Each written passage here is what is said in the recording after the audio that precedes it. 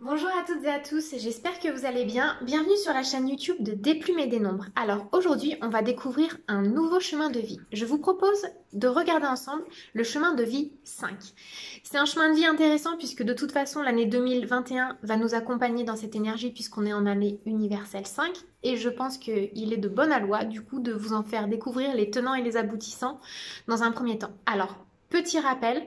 Je parle ici du 5 dans sa vibration globale et générale, dans sa racine maîtresse. Après, le 5, il peut avoir une toute autre couleur selon les nombres qui composent votre date de naissance et selon l'expression aussi que vous avez.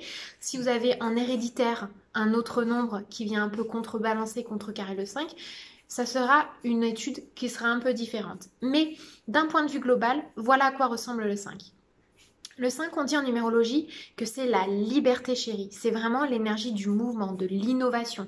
C'est le bond en avant. Le 5, il nous aide, il nous booste à aller en avant. C'est celui en fait qui, quand on est un peu découragé, nous dit « Allez, vas-y, tu peux y arriver, tu peux le faire ». Et c'est grâce à lui que quelque part, on est alpagué dans le tourbillon des événements et de la vie.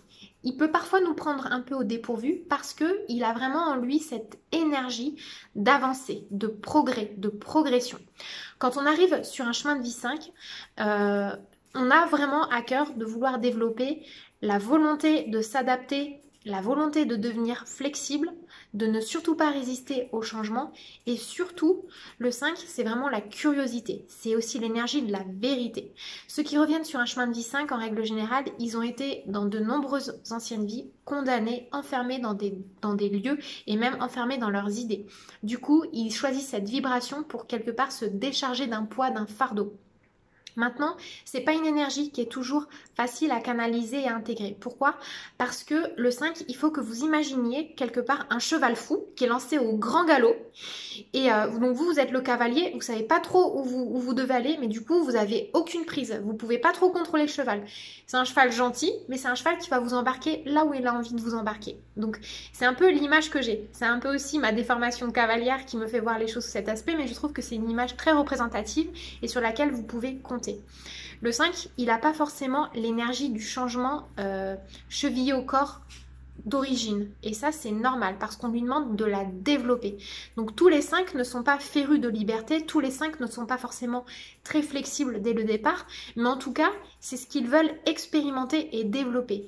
Donc ça va donner le sentiment de pouvoir faire les choses, mais des fois, on va avoir aussi l'envie de revenir vers le passé. On va avoir envie, quand on est 5, de retourner quelque part dans une certaine sécurité parce qu'on a peur de se jeter à l'eau.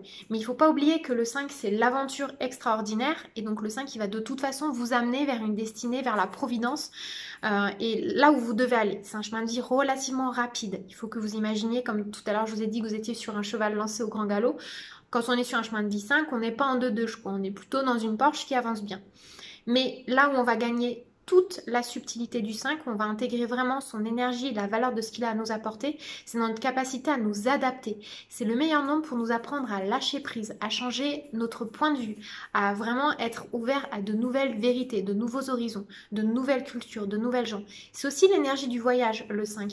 Mais on le verra, c'est pas comme le 9, on parle aussi beaucoup d'étrangers de voyage pour le 9, mais le 5, c'est une subtilité un peu différente. Le 5, quand il voyage, c'est vraiment pour découvrir de nouvelles choses, élargir son horizon. C'est vraiment le côté épicurien qu'il va avoir envie de nourrir et de booster. Alors que le 9, c'est plutôt le côté sagesse, intégrité. Voilà, je vous laisse réfléchir là-dessus.